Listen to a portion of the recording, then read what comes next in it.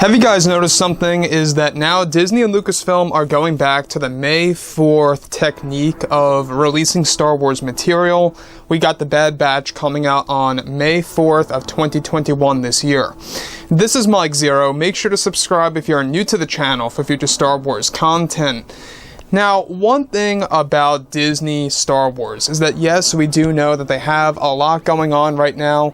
Not just with the Gina Carano firing, but also with a lot of setbacks for some of the major Star Wars projects. And let's not forget that on March 9th this year, the shareholder meeting is going to unveil a little bit more about how the shareholders are actually responding to the Gina Carano situation and the Disney Plus subscription loss, all of those different things. We're going to be learning more about that on March 9th. It's going to be a big day.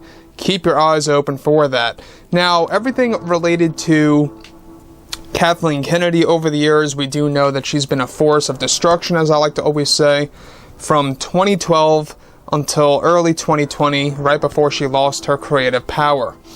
Now, when we go ahead and take a closer look at what's been going on behind the scenes over at Lucasfilm, we learned more about this, of course, by Gina Carano, that it's not just her that Lucasfilm was looking at the fire, it's other people involved over at Lucasfilm that are actually very afraid of losing their jobs, and there is a divide over at Lucasfilm. There is this division between those loyal to George Lucas, Jon Favreau, and Dave Filoni, and others loyal more so to Leslie Headland and Kathleen Kennedy.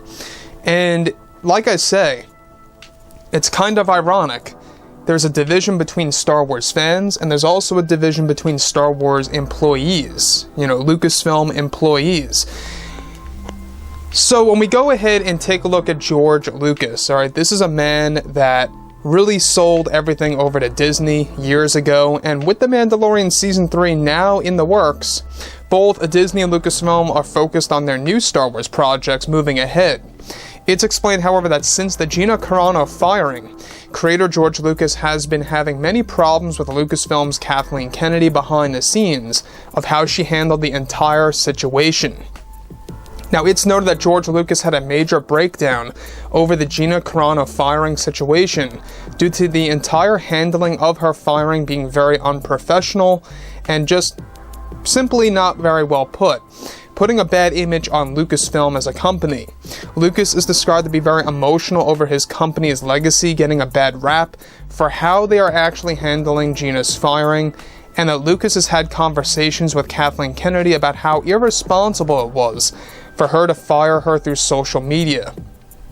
Not just that, but recently Kathleen Kennedy, not a big surprise, broke numerous promises that were made between her and George Lucas for the Acolyte TV series to at least respect some of the Star Wars lore associated with the Jedi and the dark side of the Force. Something that now Kathleen Kennedy has broken her promise and is doing the complete opposite by retconning aspects of the Jedi and the Jedi Order in the new series that Lucasfilm is said to be actually losing his mind over at Kennedy's decision. So Lucas is actually losing his mind over the Kennedy decision of really kind of not respecting the Star Wars lore for the Acolyte series. Further, Jon Favreau and Dave Filoni are also unhappy about Kennedy's decision to once again disrespect George Lucas with the Acolyte series stunt, and Lucas is also described to be very angry with some Lucasfilm employees for acting very unprofessional over Gina Carano's firing, such as on Twitter, and Lucas is now feeling very emotional over fans canceling their Disney Plus subscriptions.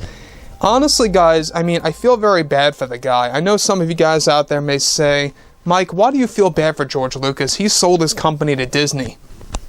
Let's not forget that George did that for two reasons. He wanted to actually focus more so on his personal life, and he wanted to focus more so on maybe making, different projects that are not associated with Star Wars to kind of explore different avenues, right? So, the thing about this is that George was promised by Kathleen Kennedy right from the get-go. He was basically manipulated. He basically got Palpatined, to say the least. He was given all these promises that Kathleen Kennedy was going to respect the characters, was going to respect his vision and his legacy, and the philosophy of Star Wars and what it stands for, and we all witnessed it, right? You know, go back to that 2013 interview and watch that big 180 take place. Kathleen Kennedy pulled a major 180 that really created a stir within George Lucas. That's exactly why he has had so many problems with why the sequel trilogy turned out the way it has, and that's also why George Lucas has a big grudge against Kathleen Kennedy, and why George Lucas did not attend the Rise of Skywalker premiere in December of 2019. Let's not forget that George himself deliberately did not appear at the premiere of the last Skywalker saga film. I don't know if you guys knew that, but that's a fact. So when we go ahead and check out what's been going on with George Lucas, he's still very busy with Jon Favreau, still very much in touch with, of course, Dave Filoni, working with them very closely on the Mandalorian series, on the Ahsoka series, and even more importantly, the Kenobi TV show. Deborah Chow is hard at work as well on the show, and George Lucas is heavily involved because reasons.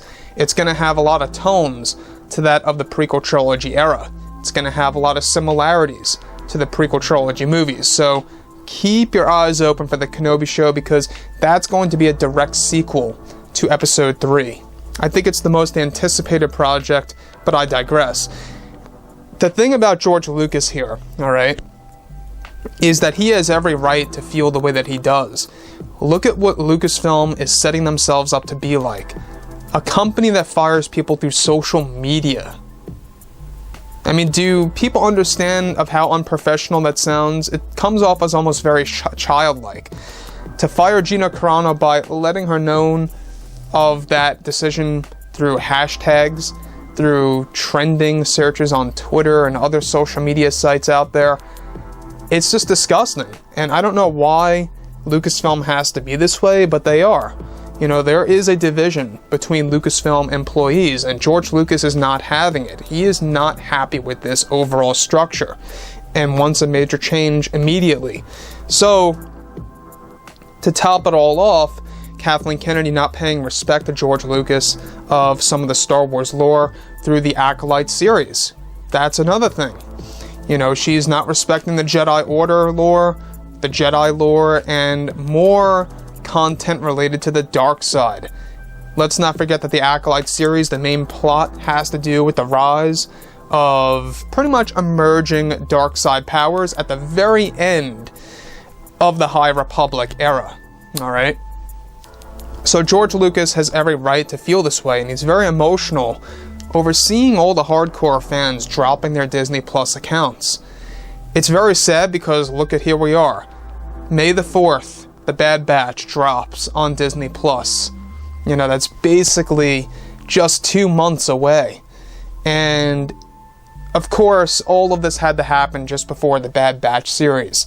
And it's going to be very interesting to see how well or how unwell the Bad Batch is going to perform, you know, given the loss of subscriptions. So that's going to be very interesting to say the least. And then, like I said before in the past, guys, you know, drop a comment below. Let me know think about all of this in the comments. And if you guys did enjoy the content for today, do make sure to drop a thumbs up on this video to support the channel. I thank you all so very much for the kind support, and I'll catch you guys next time.